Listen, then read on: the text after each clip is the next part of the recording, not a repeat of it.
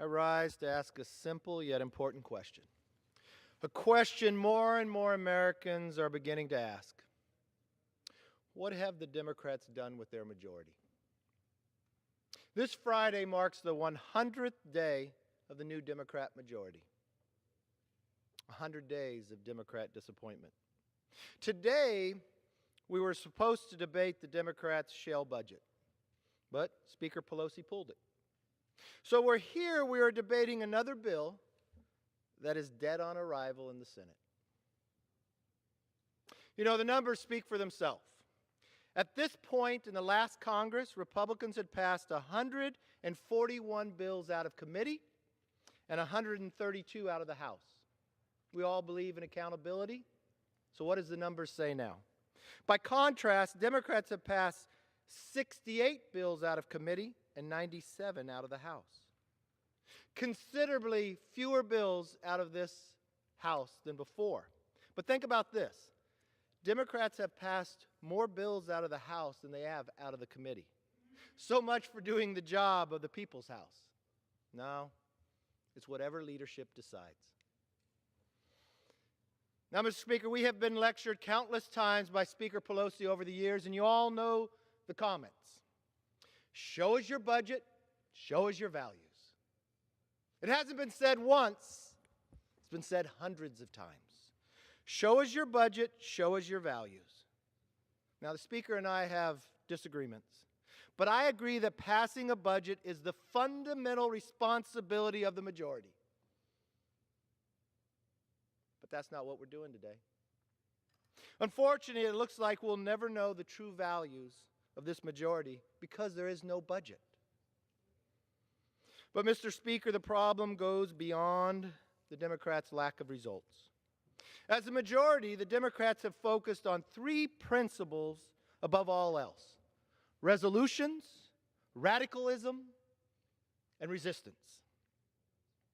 1 in 5 votes in this House that has taken since the end of January were non-binding messaging resolutions. Like just last week, we wasted time debating a symbolic resolution on health care. Imagine for a moment if we had instead spent 1/5 of our time actually working to lower premiums, expand choice, or improve quality. Imagine all that we could have achieved. Or right now, we have a humanitarian crisis along our southern border. What if we spent 1/5 of our time working to improve border security and fix the loopholes in our immigration system? Nope. Mr. Speaker, Democrats would rather consider another non-binding resolution. I've never known anybody that has ran for office that was asked to make sure you go to Congress to waste their time on votes that do not matter. They send us here to deliver solutions, not resolutions. Mr. Speaker, the American people deserve better. Perhaps the Democrat majority is so focused on resolutions because they don't want the American people to understand the consequences of their radical, extremist policies. As the Wall Street Journal wrote, Democrats are embracing policies that include government control of ever larger chunks of the private American economy. Or as I like to say, if you like the welfare state, you'll love the Democrat agenda. Take the Green New Deal. Under the guise of fighting climate change, it will lead to government control over nearly every element of our lives. What if it wouldn't do? Make housing more available, or even energy more affordable for hardworking families? Or how about Medicare for all? How do you like one-size-fits-all healthcare system, where government bureaucrats, not consumers, decide what benefits you are going to receive? You know, more than 100 Democrats in the majority have co-sponsored this bill. So not only do they support it, they crave it to come to the floor. What would it do? It would end private insurance. That means 158 million Americans would lose their insurance. And everybody on Medicare Advantage gone. That's what they worked on these first 100 days. Your doctor, gone. Your hospital, gone. Your health care plan, gone. On issue after issue, Democrats seem to have but one solution: more spending, more bureaucracy, and more government control. Mr. Speaker, the American public deserves better. Finally, you can learn a lot about this majority by seeing the bills they refuse to consider these first 100 days. After spending weeks unwilling to condemn anti-Semitic remarks, you'd think House Democrats would rush to schedule real legislation. We have a bill sitting at the Speaker's desk right now that would take concrete steps to counter the growing boycott, divestment, and sanction movement against our greatest ally in the Middle East, Israel. You would think that, but that would be wrong.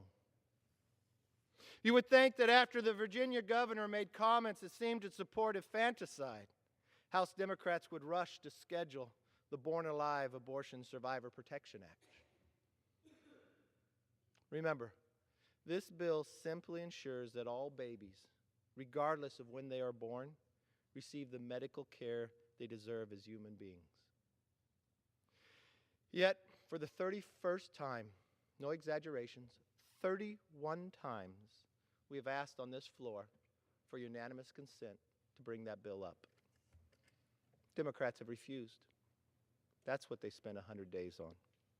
They refuse to defend newborns from infanticide because they are beholden to the most extreme factions of their own party.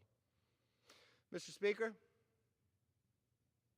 the American people deserve better.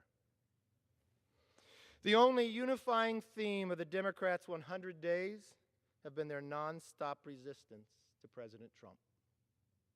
For 2 years, Democrats insisted that the president colluded with Russia to win the 2016 election. Their own chairman of the House Intel Committee, the one who's supposed to see and protect us, told the American public in 2017 that there was more than circumstantial evidence to prove it. Yet when the Mueller report found no evidence of collusion, Democrats refused to accept the conclusion, and they refused to do anything to Adam Schiff, who had lied to the American public for the last 2 years. They didn't apologize for misleading the public either. No, without missing a beat and aided by the liberal media, they simply opened up new investigations. That's what they did for their 100 days. And who pays for these endless investigations? You, the hard-working taxpayer. And the Democrats are happy to continue to run up the tab and never bring a budget to the floor to show you your values. Mr. Speaker, the American public deserves better. Today, the Democrats are leaving for their member retreat and then a 2-week spring break.